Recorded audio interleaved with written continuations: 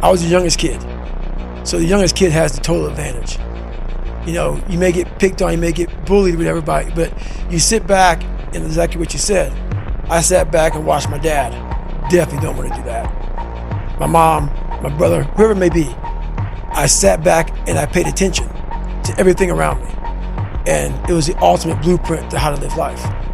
Quiet, humble, Yes, sir. God watching me.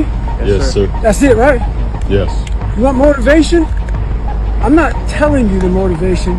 I just showed you 2 hours and 20 minutes, right? Yeah. And so what I realized is for me to become the man I wanted to become, I saw myself as the weakest person God ever created. But I never blamed God for anything he did to me. So I wanted to change that to be the hardest man ever created. Am I that? I don't know, but you had to have a goal. And my goal when I was sitting there, not going to school, being bullied, having no self-esteem, my goal was the only person that's gonna turn this person around is me. The only way I can turn it around is put myself through the worst things possible a human being can ever endure. And that'd be the only way that I can build this brain to handle anything that comes in front of it, callousing my mind through pain and suffering. Around 16 years ago today, I was graduating Navy SEAL training. I was pulling off I thought was impossible. I went to a recruiter's office, weighing 300 pounds, low self-esteem, trying to figure out how am I going to find self-esteem in myself. I said if I graduate SEAL training, I may start the process of doing that. Went there, had to lose 100 pounds really fast. So my idea was to go out and run 4 miles the next day as fast as I can to start losing weight. I got to a quarter of a mile and walked home. I realized that all those insecurities, when things got hard for me, those insecurities came back. I had to do a live autopsy on myself to figure out what was causing these insecurities to constantly come back, constantly roost in my head, constantly dominate my every thought. Every time something got bad, every time something got hard, these things would always come back and haunt me. I had to figure it out and overcome it. Trying to finish up my book here, going back through memory lane. I'm back in Indianapolis, Indiana, where it all started for me. One thing important is that we all have these moments in time that either make you or break you, that can determine the rest of your life. The rest of your life can be determined by one simple decision. 19 years ago, 300 pounds, I was spraying for cockroaches. I made a decision to try to be a Navy SEAL.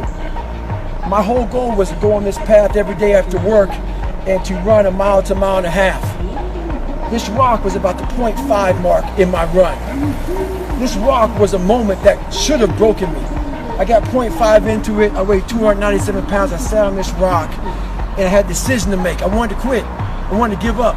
There wasn't some inspirational quote. There wasn't nothing. It was me, myself, and it was freezing out here. I had to make a decision.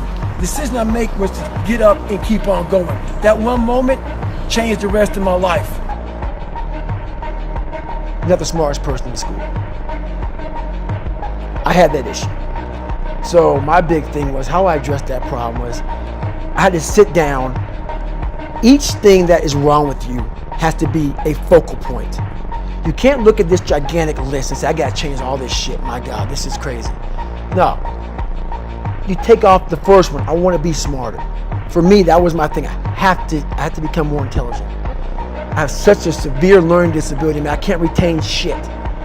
I had to now get that one thing and then strategize in that one problem. How can I do this? I'm not going to learn like you. I'm not going to learn like anybody else. How am I going to figure this out? So I then figured out, okay, what are my strengths here? What are my weaknesses in learning?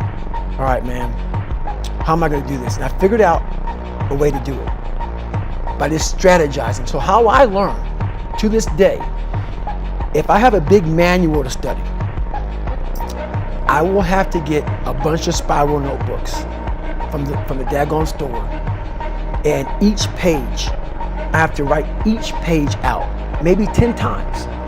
So there was a 1,000-page dive manual that I got 18 months before I went to dive school. Most people, I'm not smart, I'm gonna go see if I can pass this test. I realized, hang on a second, I'm not smart. How can I get past this? How can I get through this obstacle? I need to acquire this book 18 months in advance, because it could take me 18 months to write down each page over and over again to then put it to memory. So when the question came up, I had written that question so many times down on paper that I can recall, okay, page 71 was where I remember seeing this, and I can recall it that way. And that's how I did it. So you got to strategize on each problem you have in life. Slowly break down that problem. Don't think about all the problems you have, just one at a time. And before you know it, you fix all these problems, but you cannot focus on all of them. Just on the one thing at a time.